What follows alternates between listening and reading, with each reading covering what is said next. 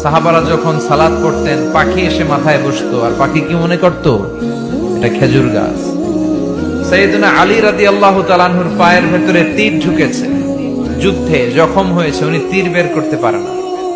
তীর ধরে টান দিলে উনি চিৎকার মারে। বিশ্বনবী বললেন, আকিমিস সালাহ আরিহনা বিস সালাহ ইয়া বিলাল, বেলাল ইকামত দাও। আরেক সাহাবীকে বললেন, তুমি লুকিয়ে আমরা যখন নামাজ পড়বো তুমি আমার মেয়ের জামাই আলীর পা থেকে টেনে তীর বের করবে।